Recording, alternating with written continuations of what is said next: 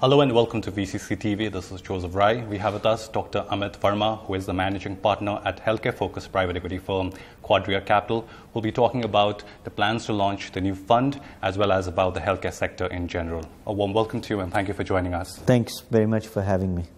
So you have plans to launch the new fund as you've wrapped up with a maiden healthcare-focused fund. Give us a sense of what the fundraising climate is like and what are LPs' views on India as an investment destination as of now. I think, Joseph, thank you for the question. It's always very challenging to be talking about fundraising in general. So just to be clear, that we are in active dialogue with our existing LPs right now, and we've started to talk to people who have always been interested in following the Quadria story. If you remember, we had raised a $300 million fund in 2014, which is completely deployed. And we are on track to deliver a couple of exits by the end of this year. And since there is such a robust deal flow, we also thought it would be interesting to talk to our existing supporters and see of what we want to raise. Tentatively, we are targeting a $500 million raise by the end of this year. And the focuses will pretty much stay the same. You asked specifically about the fundraising environment. Yes. I think if you are a dedicated team and comes in with a decent track record, there is always LP interest. I do believe, however, that LPs are showing a lot more diligence and a lot more questioning before they're committing to any kind of GPs. Having said that, the fundraising environment for Asia and India in particular is actually looking up. There's always uncertainty with regards to India, and it primarily comes from lack of capital having been returned. However, you cannot wish away the macroeconomics of India, and you cannot wish away the fact that if you want to succeed in Asia, India has to be part of a global strategy. Okay. And so when a private equity firm normally raises a second or a third fund, LPs and usually tend to ask about how the first fund or the second fund has done. So are you getting such kind of queries given that? So we've been very, very open in declaring how our current portfolio is doing. And fortunately for us, our LPs have been very, very supportive and very candid on understanding that why we want to exit at a certain time. I think the portfolio has matured beautifully.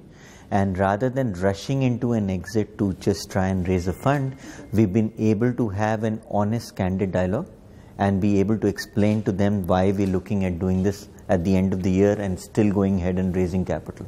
So I think bottom line is the whole LP-GP relationship is about trust and making sure that you are very honest about what you convey to them. And fortunately for us, they see the logic, they see why it's happening, and hopefully it's not been an issue. Are you exploring some new LPs apart from your existing LPs? Certainly. Again, we've been very lucky that we are one of the few dedicated sector-focused funds in this part of the world. Healthcare, as you can imagine, continues to enjoy a lot of interest. Because of that, there were a lot of LPs who could not get themselves comfortable for very reasons to come into our previous vehicle, and certainly they've been tracking and following us, and we've opened out those dialogues as we speak. And when is the first close of the fund expected, because that's considered to be a milestone in a fundraising activity? We are targeting getting the first close done in the upcoming quarters. Would be any time between, I would say about October, we should be ready with the first close. At what amount would the first close be? Again, we are raising a $500 million fund. If you remember, our previous fund was 300, but we deployed $425 million, which means that there was almost $125 million of co-invest. I think anywhere between 250 to 300 would be the first close. Okay. And have you decided on the investment strategy for the second fund? So the first fund, if you look at it, you've invested in hospitals, pharmaceuticals, you've done single specialty as well. What kind of themes will you be chasing from the second fund? So again, just to repeat myself, Quadria essentially follows 4 subsectors in healthcare. The first one is healthcare delivery, primarily hospitals. The second is growth life sciences. So we're not betting on early molecules, but we're actually betting on growth. The third is medtech and consumables. And the fourth, what we fondly call retail, things like healthcare at home. The strategy for the upcoming fund is basically the same.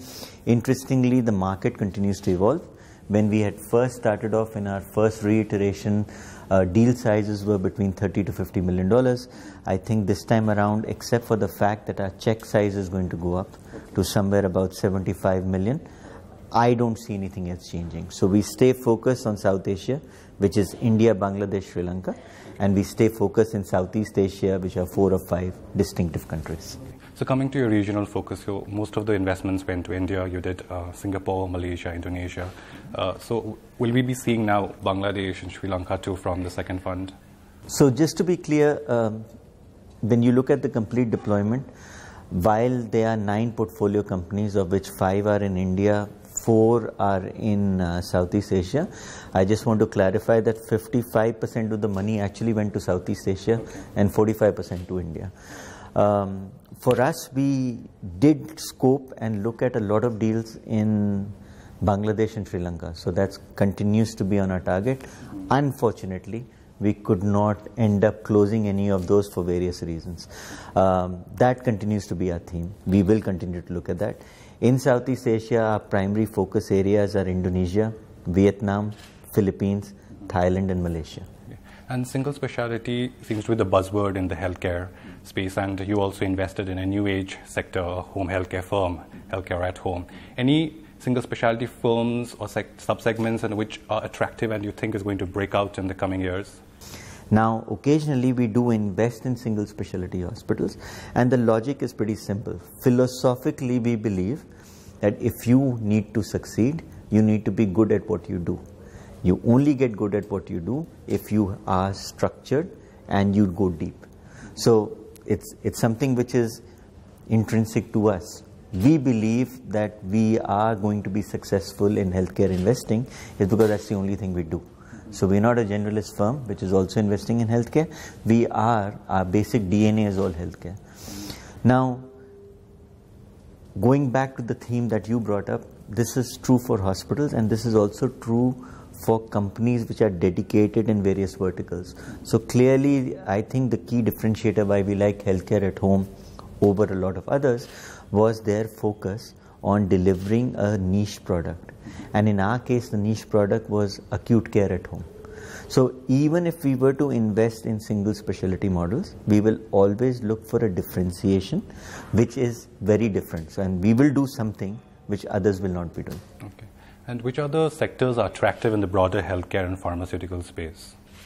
I think at this point of time, anything which talks volumes, which talks about the fact that it's going to ride the wave of deficiency, which rides the wave of making sure that you can deliver quality products at a reasonable price, all of those are within our realm. So we are not, as I mentioned, when I look at life sciences, I'm not betting on that one molecule which is going to change the world. But we are looking at betting on, again, specialized products which are growing not just for the India and Asian market, but then have the potential. But I will not go and invest in something which is only geared towards the EU or the US market. So local play for us is incredibly important. Okay. And what about specialized diagnostics? After diagnostics, do you think specialized diagnostics is going to... So one of our portfolio companies is Strand Life Sciences. Again, it's in the space of oncology testing and genetic testing. Again, we are not chasing routine pathology tests. We are chasing specialized tests. To my mind, the way medicine is changing with the plethora and epidemic of chronic lifestyle diseases, we are going to end up in an era where each particular disease will need to get mapped, followed through, and most importantly, the treatment modality will have to change, geared towards what we can get in pathology. So we are big fans of specialized diagnostic play. Also, you have a Healthquad fund, which is a smaller fund, which does early stage investments. Right. You've already done 6 investments. Right. So are there some portfolio firms within the Healthquad which might get funding from the larger? From our perspective, Healthquad will never compete with Quadria. for 2-3 reasons. Number one, the check size. The check size that we're looking at Quadria is $50 to $75 million. Healthquad is $1 to $5 million. Number two, the stage of the companies. Healthquad is focused on earlier stage growth ventures, while this is more growth capital in the private equity sense of the word. And lastly, in Healthquad, we are chasing innovative, newer age, revenue models defined companies. We are not looking at scaling up EBITDA or things like that. So coming back to your original question, do you see Quadria investing in Healthquad companies? Very unlikely. And even if we were to do it, we have a very clear Chinese wall and a very clear mechanism by which we have to go back to our LPs and get permission. Also, Quadria and Healthquad made a co-investment in Strand Life Sciences. Will we see more of that from the second fund? Could be, because whenever we come across a company which we think is at that cusp of a growth versus still an early stage company, and more importantly, if our ecosystem, our internal ecosystem can join hands to help build that up, there could be a possibility. I think it's a one-off. I don't see us being able to pull off too many of these.